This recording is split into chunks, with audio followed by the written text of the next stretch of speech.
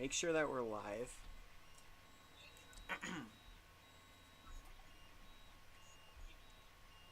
And let the server know.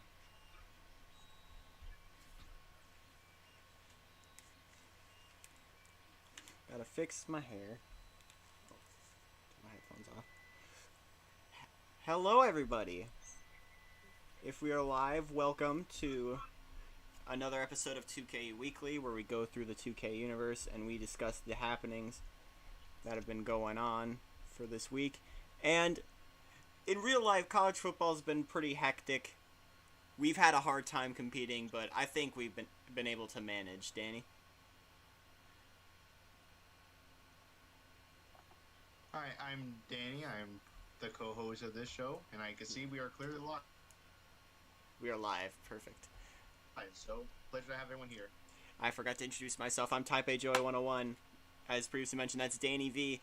And we're here in week 2 of a very interesting season. Happy Patriots Day to everyone watching. We're going to start off with some headlines. We got some top stories. The biggest one, number one has fallen. And number 1, Stanford on the road in Hawaii, losing to the Rainbow Warriors 47-28. How about 3 overtimes in the 2KU Saturday game last night? BYU, number 20 in the country, beating the top 5 Minnesota Golden Gophers 43-35.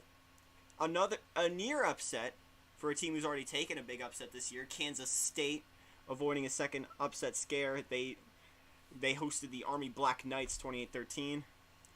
A great duel in New Brunswick saw the number 8 Rutgers Scarlet Knights fall to Oklahoma State 33-26.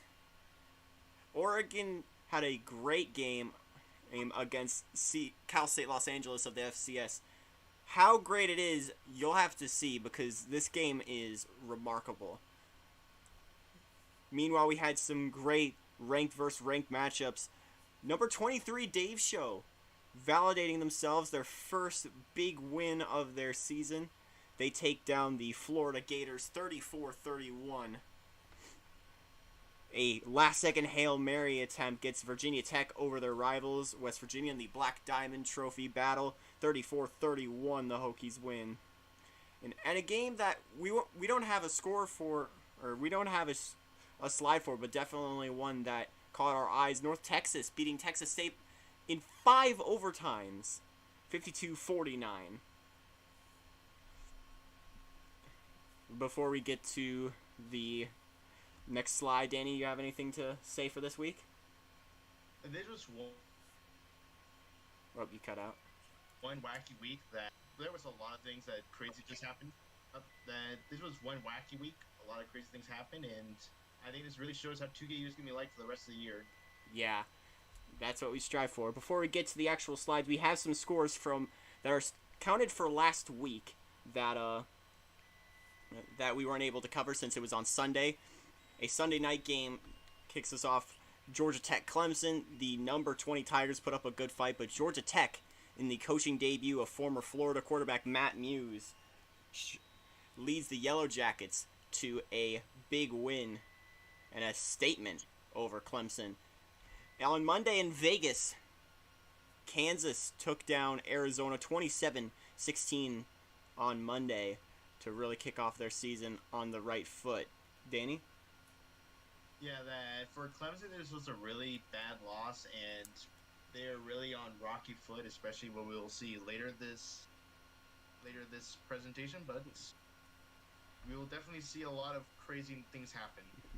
We skip from Sunday the 4th over to Friday to start us off. Number 10 Boise State put on a shellacking last week against Idaho, and they hit it once again over USF, who had that good game against Florida last week.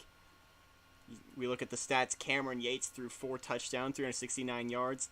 Javard Johnson had 120 yards rushing and a touchdown. Evan Davis got 89 yards and 2 touchdowns for the Broncos. USF's Reuben Graves was 15 for 17 with 152 yards and a touchdown.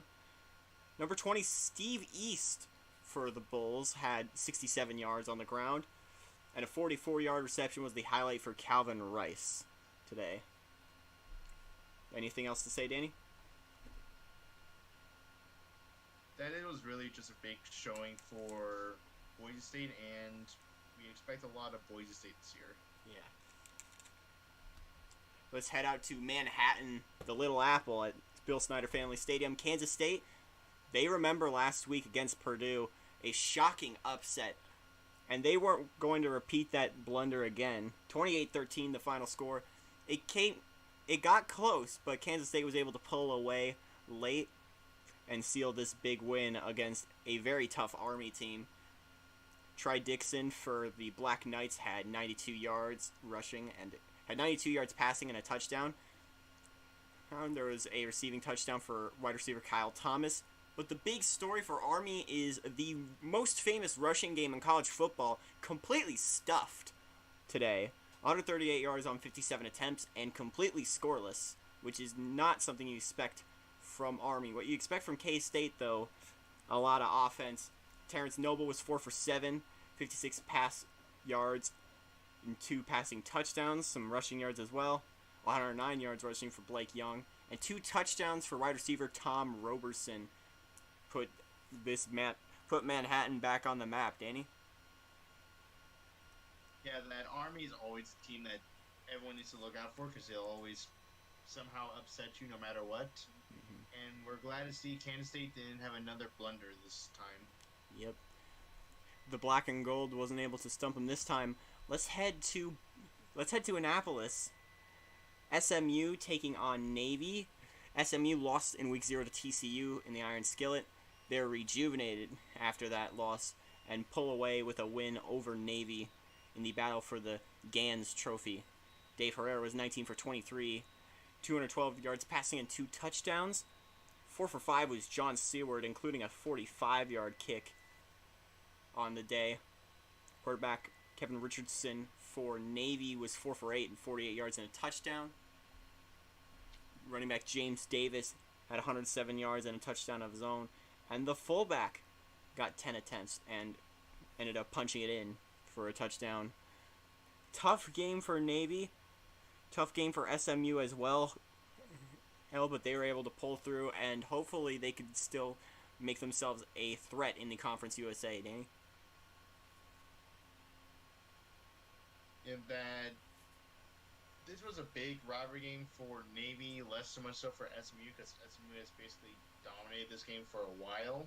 But it's always fun to see these teams play because it's always going to be a high-scoring effort. Teams you wouldn't think are rivals.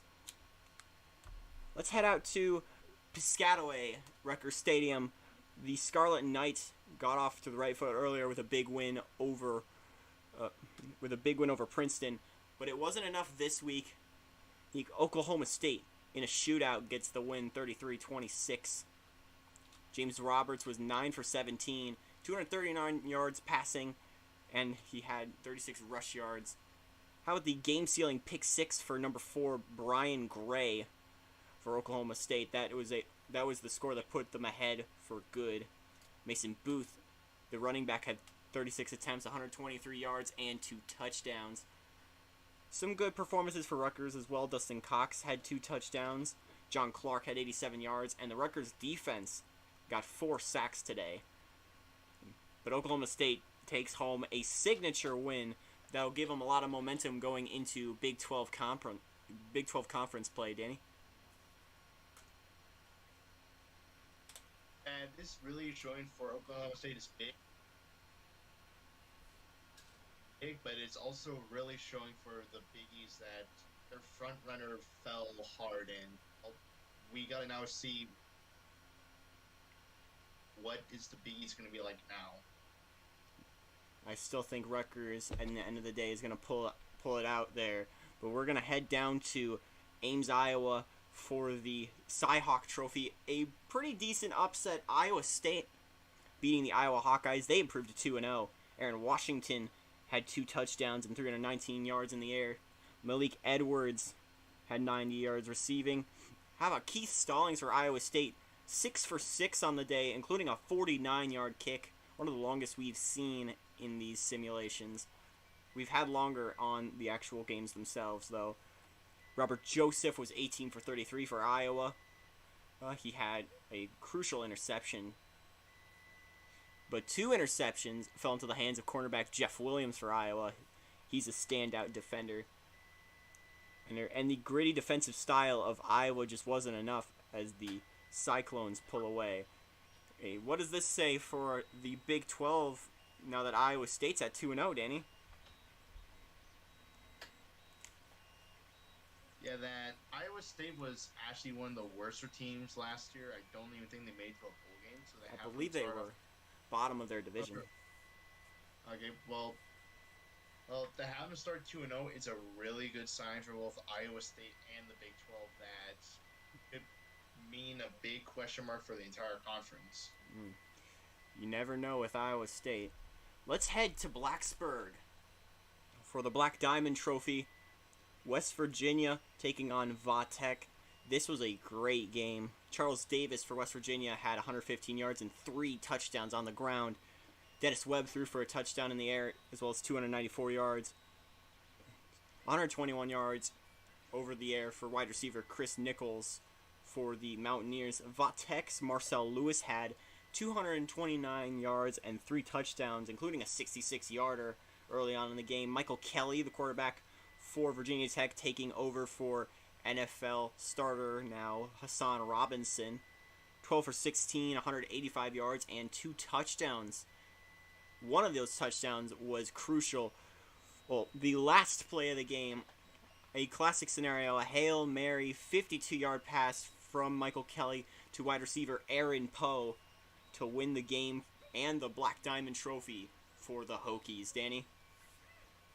Yeah, this game was really big for both teams because not only just a rivalry, but also a ranked matchup. So expect a lot of big things from both these teams this season. Yeah, things are continuing to get treacherous for the Big East. We'll have to see how that boils down. Let's head over to Orlando. Dave's show, the Truckers, have been boiling over, have been hiding under the radar for quite some time, and I feel like this game is the one that puts them ahead and signals to people that they are a team to be taken seriously. Brandon Smith, the running back for Dave's show, had 246 yards and 2 touchdowns, including a 68-yard run. Quarterback Micah Campanella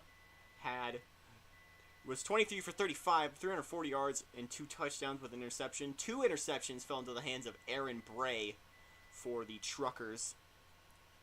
Florida's quarterback Matt Hartman threw those 2 interceptions. He was 24 for 38, had 299 yards and 2 touchdowns.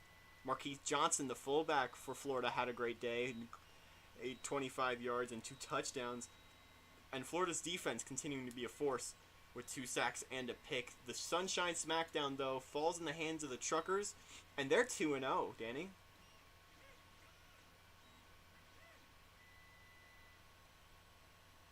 Hello? Danny? Okay. Yeah, sorry, I lost you guys for there for a second, but Dave Show has just proven they were legit. That they're really a big contender in the rankings now. We'll have to see how those boil out, and we'll show you the rankings later. But let's take a look at our next game. Heading out to Fayetteville, Razorback Stadium. The Golden Boot, a relatively new rivalry between the LSU Tigers and the Arkansas Razorbacks. But this game was a good one as well. Jesse Crawford got the game-winning touchdown as clock expired. LSU pulls ahead and beats the Arkansas Razorbacks. Next, they're 2-0. Great start for them. 170 yards through the air for Rashad Robinson. 2 touchdowns for running back Jesse Crawford, including that crucial game winner. A good offensive showing for the Razorbacks as well. A touchdown for quarterback Casey Peters. And 2 for Terry Mitchell, the running back. But this is a pretty staggering stat for Arkansas. They are 1-7 all time against the SEC when they're ahead in the 4th. How is Arkansas going to recover from being down 0-2 in such a tight-knit Conference USA, Danny? I don't know how Arkansas can recover. I know Arkansas is kind of like a middle team, that they're kind of like a wild card team in this entire conference, but them against the SEC, it's always been a tough game.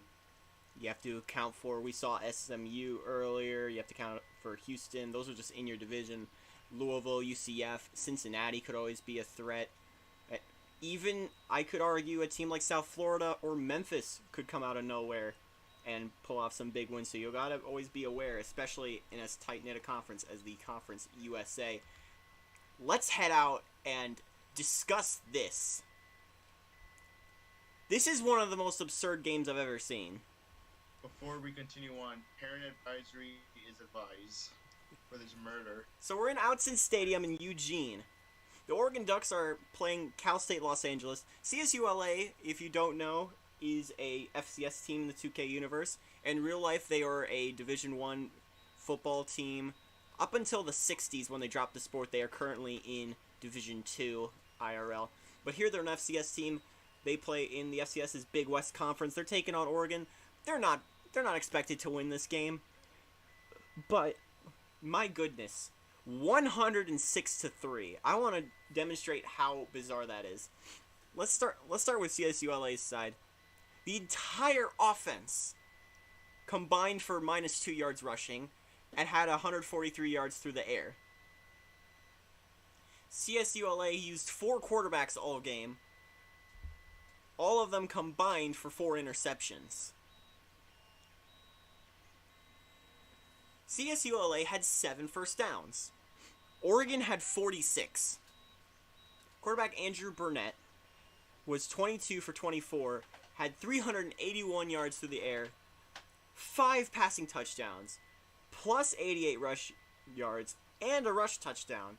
And on the topic of Oregon's rushing, they had 9 total touchdowns on the ground.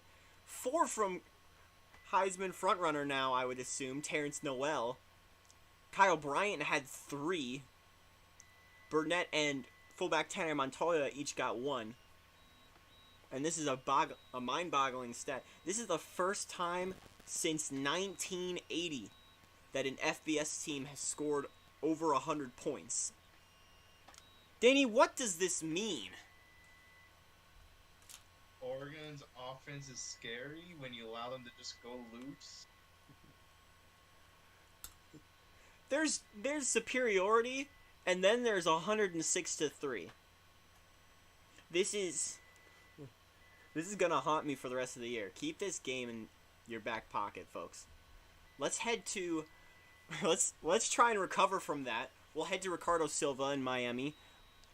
Top 25, New Mexico State, still trying to go on their revenge tour after their loss in the Fiesta Bowl last year. They crushed Utah State in what I thought was going to be the biggest blowout all year. I was wrong.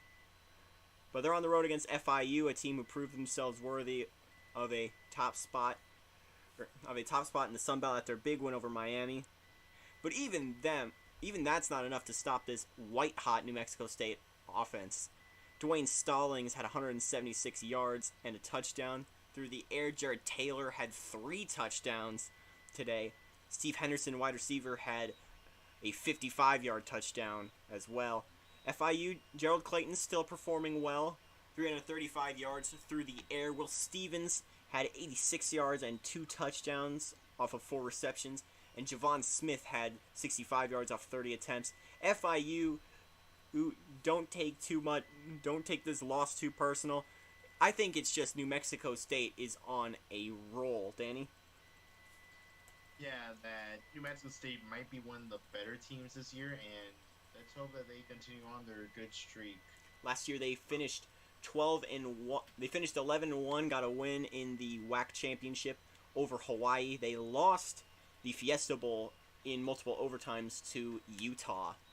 Let's head out to Athens for a great game. Number 21 Clemson taking on Georgia in Sanford Stadium. A close, tight-knit defensive battle.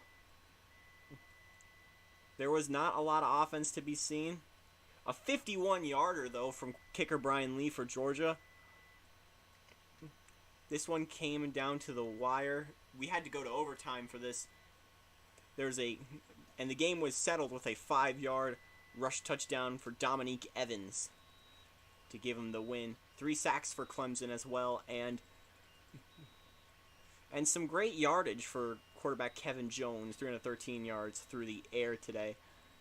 Hey, but this was a tough battle for everyone. And what do you have to take coming out of that, Danny? Clemson has a lot to improve. We expect them to be ranked. They dropped their first game against Georgia Tech, and here they are barely surviving against Georgia. So we got a lot to rethink about this Clemson team. The Clemson-Georgia rivalry. Not the best outing in this series, but they definitely got more to come there. Let's head out to the West Coast for what would have been the most shocking result of the evening. 47-28, Hawaii improving the 2-0 not just against anybody, but against the number one team in the country in Stanford, a team that looked unbeatable at the start of the year.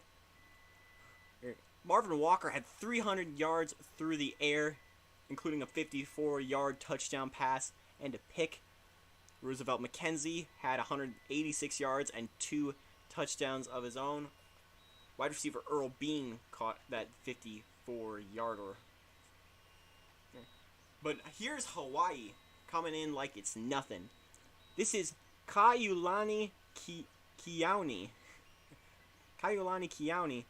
who goes 31 for 37, 426 yards, and 4 touchdowns against Stanford. Cameron Johnson had 8 attempts, 126 yards, and 2 touchdowns, including an 85-yarder. And Noel Keone had 7 receptions for 80 yards and 2 touchdowns. Hawaii may have some of that NMSU energy coming off of them. Keep an eye on this team, definitely. Danny?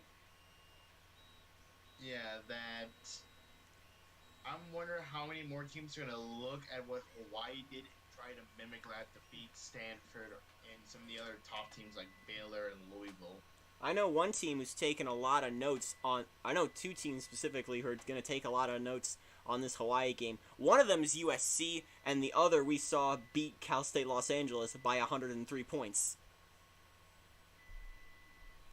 Let's take a look at our other Week 2 scores. On Wednesday, we do have a game of note. Northern Arizona of the FCS beating North Dakota 55-29 in what would have been an FCS playoff caliber match. The Lumberjacks get the win. They almost upset Arizona last year, if you remember that. Let's head down to Thursday. A check of the scores. Southern Miss getting away from South Alabama. I think these are last week's scores, regardless. Head up to Friday.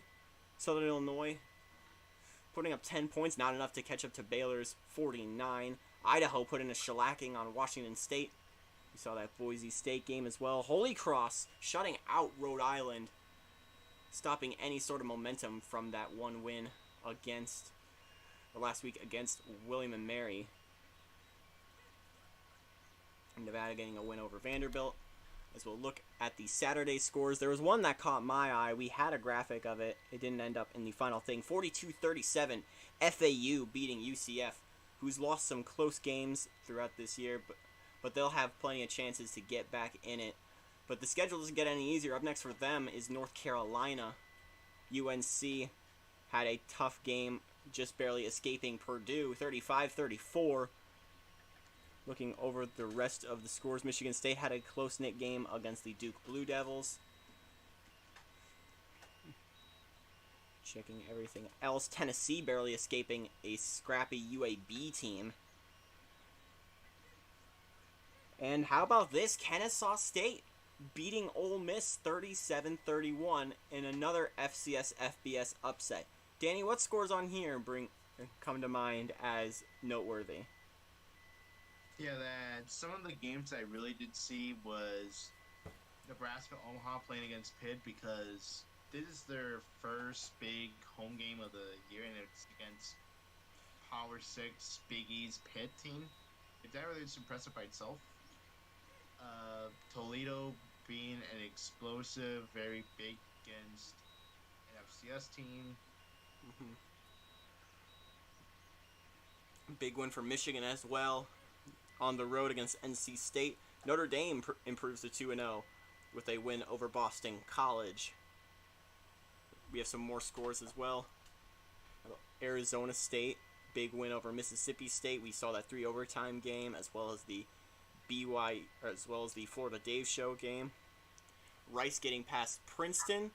UConn scraping past Villanova. TCU putting a shellacking on Lamar. A 2 overtime game in Austin sees San Jose State pull away from the Texas Longhorns. We definitely saw that Oregon game. USC gets an upset in on Utah. Texas State puts up an amazing effort in 5 overtimes, but falls short on the road in Denton against North Texas. A close game between Cullen Payton and FCS Weber State, but the Coyotes just managed to pull through. Any other scores of note on here, Danny? For me, I think one that is really surprising is Montana. They got their first win as an FBS program over Air Force, so that deserves a round of applause for them at least. Definitely. And shout out to BYU for having that win against number 5 Minnesota. A classic game. Let's take a look at some games to watch. We did manage to slip this in. We moved it up a little bit. It was originally the second to last slide, but we'll take a look here. Baylor will be on the road against Minnesota. A rivalry game that could prove one of these teams is not what we think of them. Notre Dame at Stanford. Will Notre Dame pull another shocker, much like Hawaii did? Or will Stanford recover from their last slip-up? Yale taking on UConn in a rivalry. LSU and BYU clash in a sneakily good game. Dave's show, fresh off their big win, heads on the road to Air Force. USC Oregon. USC is a team that's been bubbling under for a little while. Can they be the one to tame this ferocious Oregon offense? Houston Boise State, a blossoming rivalry in recent years. Can the Cougars prove that they're legit? Louisville, Virginia taking on each other. Louisville potentially will be a top 5 team going into that matchup. We'll check in the top 25 in a moment. But can Virginia at home play spoiler? If anyone can, to this Louisville team. And we wrap up with New Mexico State on the road at Tulsa. Can Tulsa snap this streak? Can anyone? What are your thoughts about next week, Danny? These are some of like the premier games, a lot of good rivalry games, and also a couple trap games because Tulsa does have an ability to snap a lot of teams, and New Mexico State's got a lot to look out for. You would know as a UCF fan. Yeah.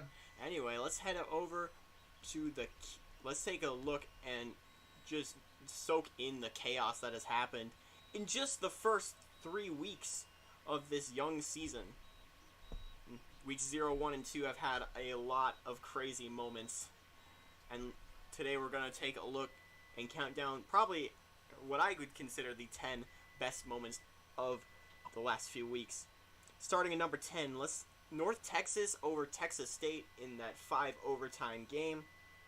Heading up number 9, that big upset at home for Purdue over Kansas State. Number 8, the shellacking that Oregon put on CSULA in a historic amount. Number 7, huge upset in their debut as an FBS team. St. John's beating Wisconsin at home in NYCFC. Number 6, Hawaii beating the number 1 team in the country. That was something nobody expected to see. Number 5, another game featuring Oregon, a much closer one. The All-State Louisiana kickoff, the Ducks getting past the Florida State Seminoles in a great game. Number 4, a surprising classic between Stanford and BYU. A good duel, but the Cardinal managed to slip past. Number 2, the Hail Mary game in Blacksburg, Virginia Tech beating West Virginia. And number 1, that game we saw last night. BYU beating Minnesota in 3 overtimes. Danny, any games pop out for you? I think the biggest one would have to be Stanford against Hawaii, because we were expecting Stanford to be another national championship winning team, and with this loss to Hawaii, that flips everything upside down. Definitely puts a shake in it. And though the one loss is not the end of things. Remember, Baylor made it to the national championship with one loss last year. That loss was to Kansas State, who they'd end up beating again in the Big 12 title game. Let's head over to the top 25 and decide and find out where these teams will land after a hectic week. We'll start with the top 5. Number 1 is going to be Michigan. Michigan had a great win over NC State. Number 2 will be Baylor. Number 3, Louisville, who beat Brown during the weekday games. Number 4, Oregon, after a convincing win of their own. And number 5 is Northern Illinois. This is the highest they've ever been in a top 25 poll. They've just been climbing slowly and slowly. Only we'll have to see how their season pans out. Though the resume that they have might hurt them in the long run, you can't argue with the incredible win streak they're on, Danny. Yeah, the surprising teams here is Louisville, Northern Illinois, because these are non-Power 6 teams, and these guys might be able to give a claim to their confidence to being Power 6, or Power 7 to be exact. I could definitely see Louisville's conference being considered a power. But I could also see the Mountain West being considered a power, because we'll start with number 9 here. We have Boise State in the top 10 at number 9. They've been hovering there for a while. Number 6 is Stanford, who fell after the loss to Hawaii. Number 7 is Indiana, who had a win this week over Ball State. Number 8, Virginia Tech got the win over their rival, West Virginia. Ranked win, always good for the resume. Number 9, Boise State, as we said. And number 10 is LSU. This is the first time an SEC team has been in the top 10 since the SEC championship game last year. That was Florida. They lost the SEC title game to LSU, who would end up playing in the Sugar Bowl and losing to the number 3 Cardinals. Anyone jump out in the next section of the top 25, Danny? Probably the biggest one would be LSU, because this is the first time an SEC team has been ranked highly in a while. So we have to see how they could represent the SEC. Let's take a look at our next 5 up. Number 11 is going to be Minnesota, who fell after the loss to BYU. Number 12, Kansas State, recovering with the win over Army. Number 13 is BYU, who beat Minnesota at home in the 3 overtime classic. Number 14, North Carolina, a close win, but a win nonetheless over Purdue. And number 15, Tennessee, who themselves had a bit of a scare against UAB. They get West Virginia next week. Anyone else of note, Danny? Minnesota fell a very bit hard. They fell by 6 spots, which is quite embarrassing, but props to BYU for rising the ranks very quickly. Number 16, as we'll see, 16 through 20 are up next. Number 16 is New Mexico State, who beat FIU last week. Number 17 is Rutgers, who did lose to the team below them, but granted, they were a top 10 team last week, so you gotta give it to them. The Rutgers Scarlet Knights lost to number 18, Oklahoma State, who got the win over the Knights. We'll have to see how that affects both of their resumes going forward. Number 19, Dave Show.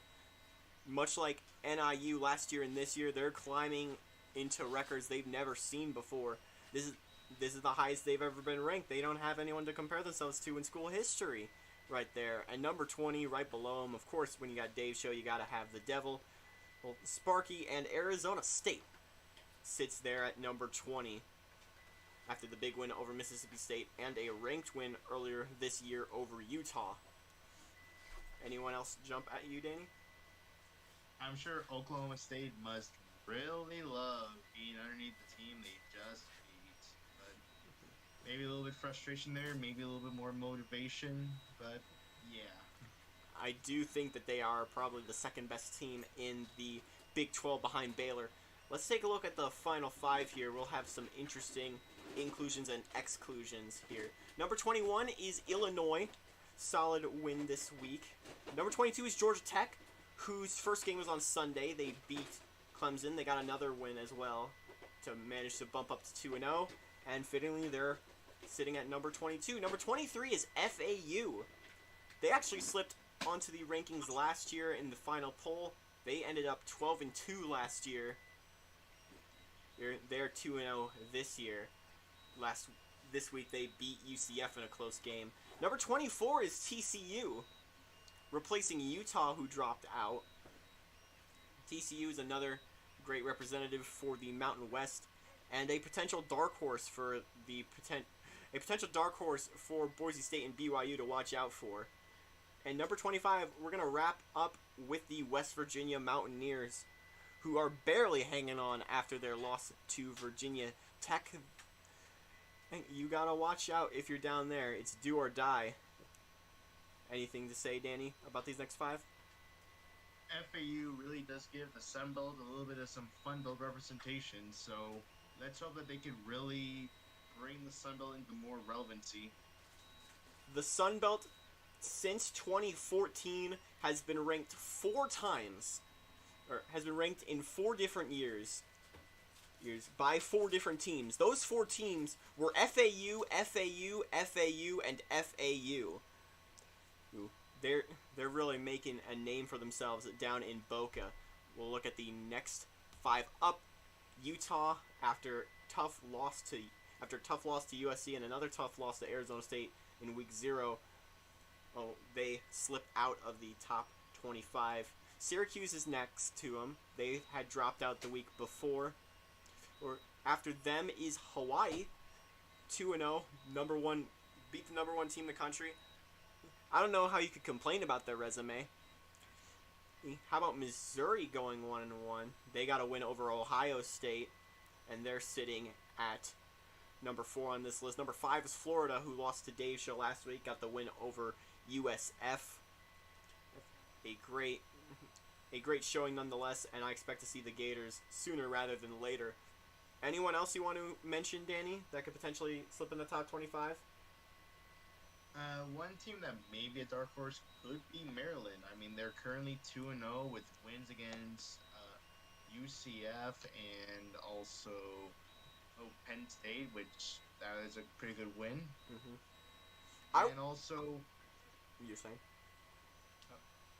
Yeah, and also maybe some other of the non-Power 6 teams, which could be interesting considering how some of them have very close games. I can see Appalachian State making a case. I also want to point your attention to Florida State, who had a close loss to Oregon. They're the only team they're the only team who I saw who could even come close to Oregon's offensive firepower. I believe they got a win this week as well. Now, they could very well be another representative for the ACC. They were the runner-ups in the conference last year, playing in the conference title game, losing to Virginia Tech. Watch out for both of those teams. Players of the week, not a lot of names to mention, just Oregon. And I feel like it's justified, though. If you score 100 points in a game, you deserve your team to be player of the week. Any individuals you want to point out, Danny, other than Oregon? No, because Oregon the entire team deserves a helmet sticker. Yeah. There are some names I would like to shout out. San Jose State's quarterback Joe Rice Jr. had a very good performance in the double overtime game against the Longhorns, as well as another solid game for Gerald Clayton of FIU. Keep an eye on those names near the end of the year. I believe next is our 2KU Saturday of next week. Don't forget to tune in as we're getting some ACC SEC action. Number 8 Virginia Tech heading down to Neyland Stadium to take on the Tennessee Volunteers. Number 15, as the SEC tries to prove that it can still contend with the big dogs. Tune in at 8. Tune in once again at 8:30 on Saturday, September 17th, to see this live. Who do you have in this game? Virginia Tech might be strong, but I think maybe Tennessee, with their home crowd atmosphere, could maybe pull off the upset. You also want to note that in 2K Saturday, the top 10 teams have lost, or the top 10, a top 10 team has lost every episode. The only one that won was playing another top 10 team, and that was Louisville playing Indiana. So, Virginia Tech has to watch out on red alert. That'll be an exciting game to watch. Thank you all for watching today's episode of 2KU Weekly. We'll see you next week. Don't forget to join the Discord for more news and updates on the 2KU universe. The link is in the description. Also, check out both of our channels. I don't post often on my channel, but I am planning on getting some new content up eventually. Danny's another story. But thank you all for tuning in. We'll see you next time